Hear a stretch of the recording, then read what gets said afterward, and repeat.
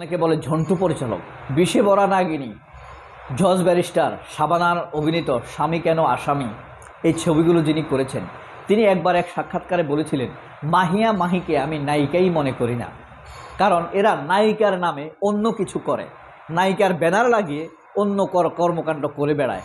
অন্য কর্মকাণ্ড বলতে আপনি কি তিনি কি বুঝিয়েছেন আপনি কি বুঝতে পারছেন? অন্য কর্মকাণ্ড বলতে কি বোঝায়? যদি বুঝে থাকেন তাহলে কমেন্ট বক্সে লিখবেন। এখন আমি শাহেদ আলম নিয়ে একটা কথা বলবো, তার আগে বলি, এই যে পিনাকি ভট্টাচার্যের নামে যে গোপন ভিডিও বানিয়েছে বলে বা এআই দিয়ে বানিয়ে নাদিয়া বেগম নামের এক মহিলা ছড়াচ্ছে, এতে কি হচ্ছে? নাদিয়া বেগমকে এই দেশের মানুষ চিনছে। তার অভিযোগ হলো পিনাকি ভট্টাচার্য একবার দেশ থেকে যাওয়ার পর নাদিয়ার বাসা বজনিয়াতে নাকি বেড়াতে গিয়েছিল। তার সাথে এতই ঘনিষ্ঠতা ছিল পিনাকি ভট্টাচার্যের। এখন তার সাথে সে ঘনিষ্ঠ ভিডিও হোক অথবা পিনাকি ভট্টাচার্যের নগ্ন ভিডিও হোক, সে পেয়ে নাকি এগুলা ছড়াচ্ছে। আসলে এগুলো হলো ভিডিওগুলা এআই নির্মিত, এডিটেড ভিডিও হইতে, এডিটেড না, এআই নির্মিত। এখন পিনাকি ভট্টাচার্যের এই গোপন ভিডিওতে বাজার সয়লাভ। পর্ণ উৎসাহী যারা, এই যে বাংলাদেশের ইউনূস সরকার পর্ণ কিন্তু বন্ধ করে দিয়েছে, এই পর্ণ উৎসাহী সাংবাদিক শাহেদ আলম, মঞ্জুর আলম পান্না, মাসুদ কামাল, মাহমুদ রাকিব এখন টিভির, তারপরে নিকোল, যারা পর্ণ উৎসাহী সাংবাদিক, তাদের একটি খোরাক দিয়েছে পিনাকি ভট্টাচার্যের ভিডিও বাজারে ছেড়ে। এখন কথা হলো, আমি ভাবতেছি শাহেদ আলমের কথা। শাহেদ আলম কবে যে বলে বসে পিনাকি ভট্টাচার্য আমাকে বলাৎকার করতে চেয়েছিল। এই শাহেদ আলমদের সাথে পরিমণিদের কোনো পার্থক্য নেই। আগে পরিমণিদের কথাটা একটু বলে নেই। এই যে বাংলাদেশে কিছু নায়িকা আছে, অপু বিশ্বাস, পরিমণি, তারপরে আপনার মাহিয়া মাহি, তারপরে আপনি ধরেন এই তিশা, মোস্তফা সরোয়ার ফারুকের বউ এই তালিকায়। এরপরে আছে আপনার এই নাদিয়া, কি ওই যে রায়হান রাফির সাবেক বউ ছিল, এটা।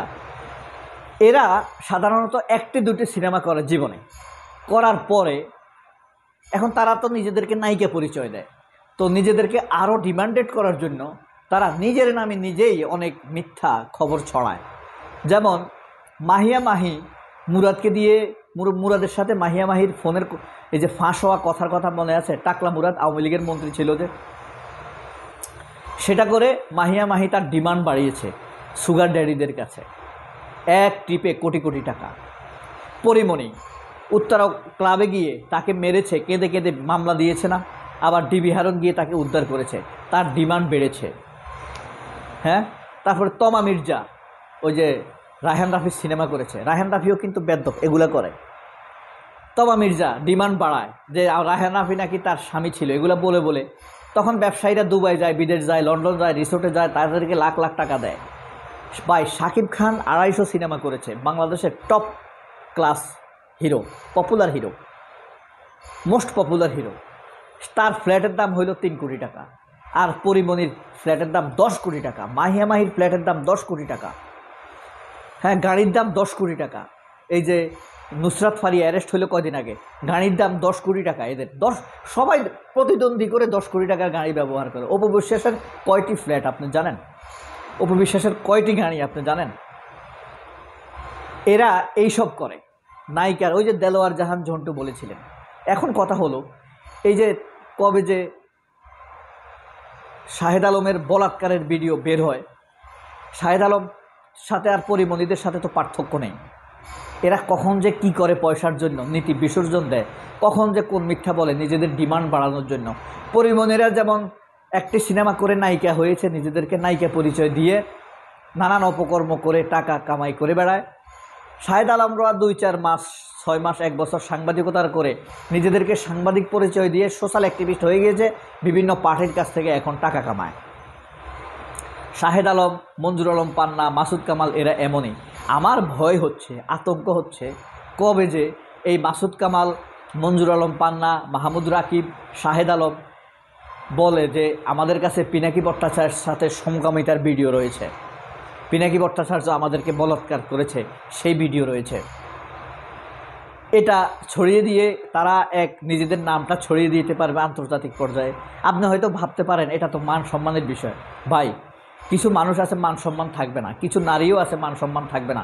পরিমণির কি মান সম্মান আছে? মান সম্মান থাকলে এসব করতো? মান সম্মান হলো তার কাছে টাকা, কয়টি ফ্ল্যাট আছে, তার ডিমান্ড কত, এটা হলো তার মান সম্মান। সে আরেকজনের কাছে বলবে আমি তো সৌদি আরব গেলে 1 কোটি টাকা পাই, 10 লাখ টাকা পাই, 50 লক্ষ টাকা পাই। মাহিও সেই প্রতিদ্বন্দ্বিতায় থাকে, আমারও 2টি ফ্ল্যাট আছে, আমাকেও 10 লাখ টাকা দেয়, আমাকেও 20 লাখ টাকা দেয়, আমারও 10 কোটি টাকার গাড়ি। নুসরাত ফারিয়াও সেও বলবে, কম্পিটিশনে থাকবে। এখন মঞ্জুর আলম পান্না মান সম্মান তো নাই। শাহেদ আলম সেও বলবে হ্যাঁ আমাকেও সেও এখন বুক ফুলিয়ে বলবে শাহেদ আলম।